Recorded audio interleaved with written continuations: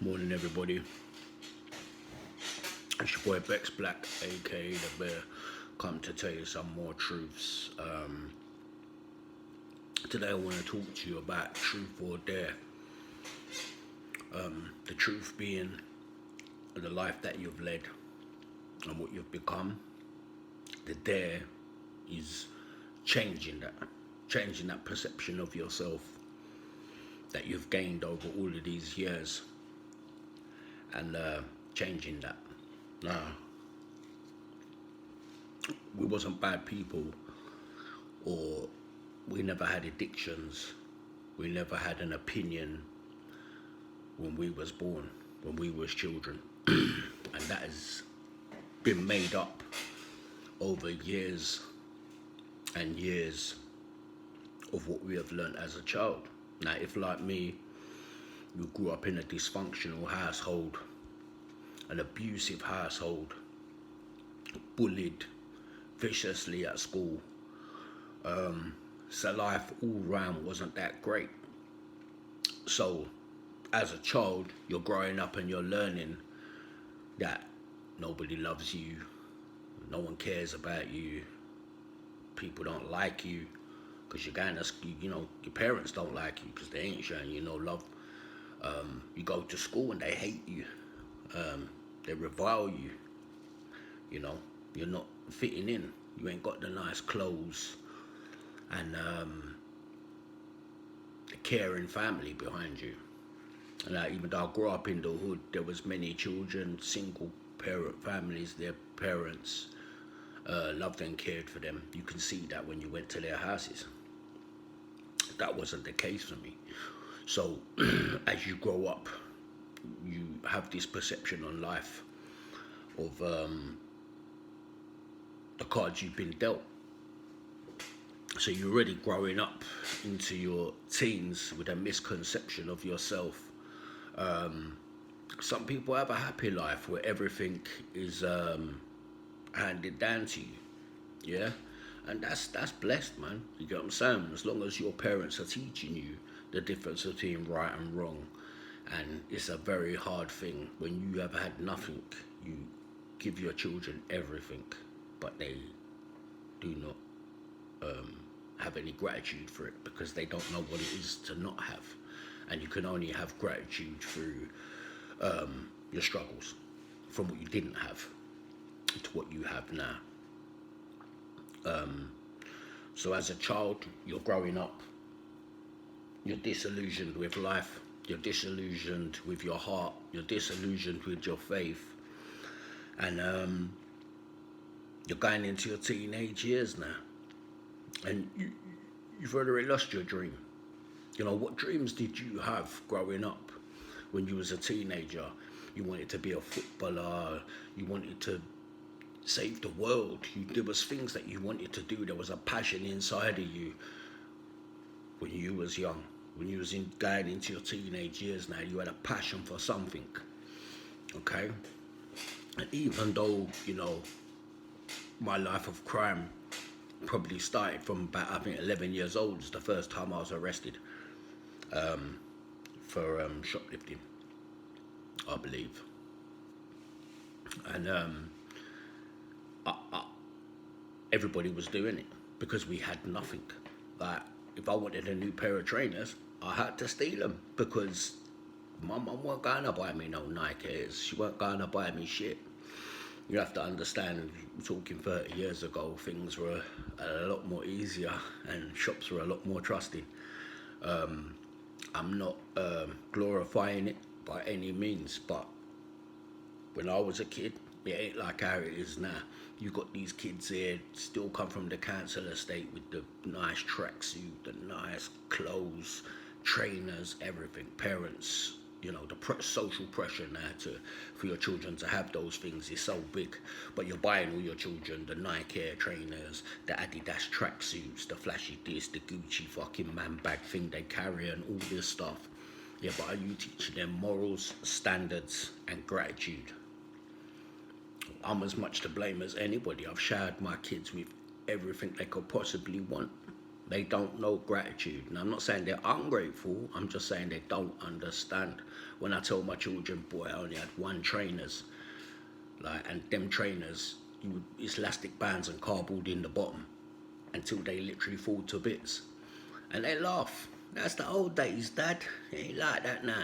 And they've got 6 or 7 pairs of shoes lined up. They just don't know. And that's not their fault. And what's the right thing to do? There's no answers to being a good parent. You could give your kids everything, but unless you teach them gratitude and to know that, not everybody is as lucky as you to have this stuff. But somewhere along the line, in our teenage years, we move on, we get into relationships, we have children, and then somewhere along that line, our dream dies. Our dream dies. Our thing that we got inside us, this thing that we was passionate about, this thing that we wanted to do, it died. And then as we get into our 20s and 30s, we look back at those things and just think, it was just a pipe dream because I was a kid. And when you're a kid, you dream about being this or that, where you're going to be a stuntman, I'm going to be a fireman, I'll be a cop policeman, or whatever it is that you're going to be. Okay? And somewhere along the line, that dream died because you started to become what people expect of you instead of being the person that you was and that you wanted to be. Now you got this girlfriend you've been with 5-6 years, and now she's had a baby, and she expects from you. Okay, she's not interested about you being happy or fulfilling your dreams. It's about putting that fucking food on the table, working hard, making a life for yourself. But I think a lot of people believe that making a life for yourself is being able to pay your bills, where it really isn't.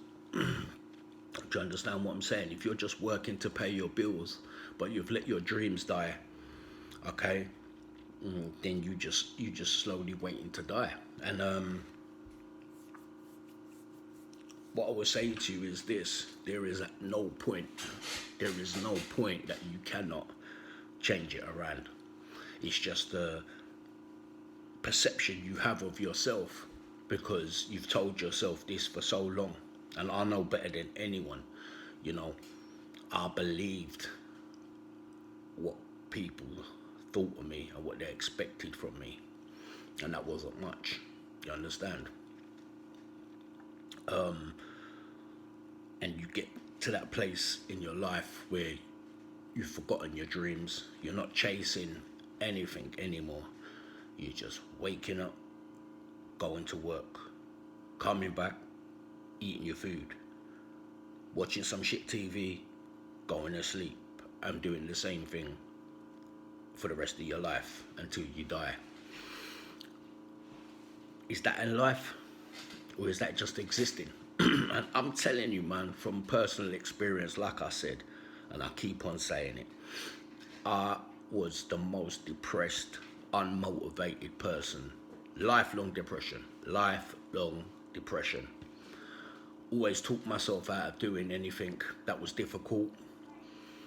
Can't do this, I can't do that, I never finished school, I'm not educated, look how I speak, look how I look, just every kind of excuse to not push myself forward because of what I thought other people would think of me, because my self-esteem is so low. I'm showing everyone this macho, confident guy, but in reality, you're the scariest fucking person there is, because you're scared of being yourself or what people are going to think of you and how they're going to laugh at your progression.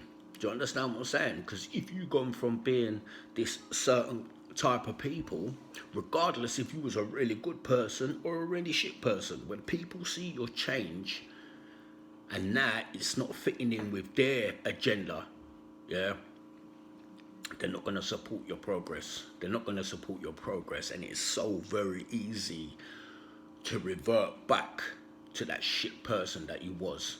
Yeah. When I say shit person, I don't mean that you were bad to people, because I don't necessarily think I was bad to people. It was just that bitterness inside, not to become and push yourself to be that better person, because it's so much more easier to just stay in your shit and be that person that doesn't push themselves, who doesn't give anything to themselves, doesn't give any love, doesn't give any attention, doesn't give anything more than what they are willing to give. But it's not just about you. That's the thing. Life is not just about you. And once you realize more you put into it, the more you're going to get out of it. The more love, attention, dedication you give to the people around you, okay, will push you on to become your better self. Do you understand what I'm saying to you? Now, the reason why I can tell you these things is not through a book I read. It's not from some tape I listened to. It's not from some motivational speech that I've listened to and all of a sudden I'm fucking... It's years and years and years of working on myself. From crying in the bathroom on my own, where everyone thinks I'm this tough guy, macho guy, who don't fucking give a shit about nothing. Oh, it's cold as ice, man. You know, I used to get pleasure out of that. People telling me, oh man, you're so cold, man, you ain't even got no feelings and shit. And I'd be like, yeah, I fucking made it, man. I made it to the golden place. Like, I ain't got no fucking feelings. I'm just a don. Like, you get what I'm saying? How wrong I was. Because while people were thinking that and I was bathing in their glory, I was dying inside. And when I say dying inside, I'm talking about dying inside, because I spent many years on a daily wishing I was dead. Now imagine that. You just wishing you was dead. You know, my psychiatrist, when I was at the Priory, said to me once, he said, there's people that will do it and there's people that won't do it. And you must be one of those people that just won't do it. I thought about that. I mean, I've sat many times thinking how I'd do it. Could I do it? I had a flat that was across the road from train station, where the things used to come down, barriers to stop the cars, and I used to lay there night after night on my own, drinking, sniffing, laying there thinking, I just want to go downstairs, man. I want to lay on that track, because I'd hear it. The thing would come down, and I just think it'd be so easy, man. All I got to do is it's just going to close your eyes and fucking walk out into that thing. And the feeling of that despair at that moment, realizing that you are that close to taking your life and leaving your children fatherless. People will get over it. The adults will get over it. Do you understand what I'm saying? You have to leave your mark on people in such a way for them to remember you. Because you'll be forgotten in 2 weeks. Believe me, you will be forgotten in 2 weeks. But your children, you will devastate them for the rest of their life.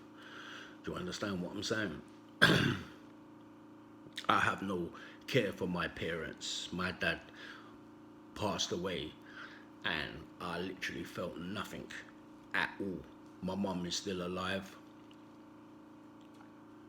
I don't feel nothing, because I'm a great believer in what comes around goes around. I ain't bitter, I'm not angry with the woman, I'm not anything. Many years I was.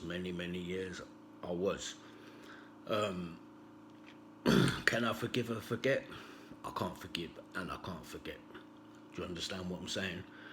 God forgives, I don't. Not that I hold any hate in my heart or anything like that.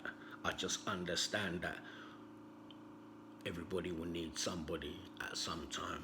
So when you at your greatest, when you at your strongest, and you stepping on people, yeah, you're not feeling their emotions, you're not feeling their heart, you don't care how they're hurting, you don't care what's happening to them. One day them roles may reverse on you, and then you're going to be looking to that person for help. You're going to be looking for that person for some compassion, but they're going to remember you didn't show them shit. And now you're in a position where you need them. They ain't there for you, man. They ain't there for you. So just let that sink in for a moment. In this time that you have the opportunity to show your family, to show your wife, to show your kids what they really mean to you, okay? Not the stresses of life, not the financial problems, okay? Your memory is what you will take to the grave, what you leave behind for other people. Do you understand? Are you just gonna be forgotten? Yeah, or are you gonna be remembered? And how you're gonna be remembered is for what you put in. Okay? So it's time to fight back. It's time to fight back. Start to give that part of you that you lost. Okay? And you're gonna find out that, wow, man, why the fuck did I leave it so long before I started fighting back? It don't matter. Look, man, I'm like nearly 50. Do you understand what I'm saying? It's never too late. Pain, sufferation, tragedies, they will bring you growth. You can't expect to be 16, 17 and know everything. Do you understand what I'm saying? How to deal with these emotions, how to deal with these feelings, how to correct what's come before you, because you're not a product of what came before you. You're a product of what you perceive in the future. The man that perseveres will hold the keys to the kingdom of heaven in Revelations.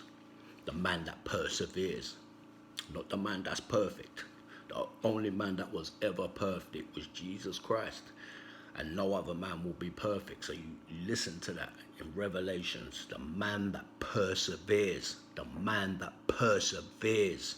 Do you understand what I'm saying? You ain't gonna be perfect like that. Yeah, and I ain't talking about in a religious way, you know, God fearing, all about Jesus Christ and God. But you can take a lot from the Bible for your own moral compass. Do you understand what I'm saying to you?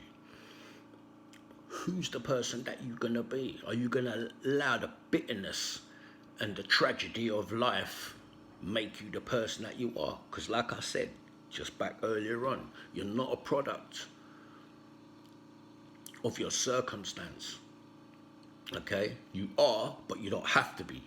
Do you understand what I'm saying? Because these things is just life. Life was sent to fucking test you, to test you as a person, to test you as a man. And it is never too late. Yeah, whether you're 60, 70, tomorrow's another day. If you could live one day without the misery of what you've been putting yourself through your whole life, the inadequacies that you have felt your whole life, because there is fucking power in all of us. All of us. I never finished school. I haven't got no fucking academic education. Okay? But you can do whatever you want. Yeah? But you cannot measure yourself by your financial situation. You have to measure yourself of how far you've come mentally. Yeah? Because if you look at all the scholars around the world, all the inspirational people, Dalai Lama, Chakra, these people ain't got nothing. And they are happy. They ain't driving Rolls Royce. They probably could. Do you understand what I'm saying? When you want only, and sincerely are working towards your happiness, not things, okay? You're going to find that kingdom of heaven, man, I'm telling you. And I don't mean that in a religious sense, but I just mean in the sense of you will wake up each day with purpose, because you're becoming your true self, not what life has made you, not what your marriage has made you, not what your kids has made you, not what your job has made you. Do you understand? If you ain't happy with life, yeah, and I say there's 80% of people out there, to some certain respect, they're not happy with their job, they're not happy with how they look. Social media now has sent young teenage girls and boys into a fucking nightmare.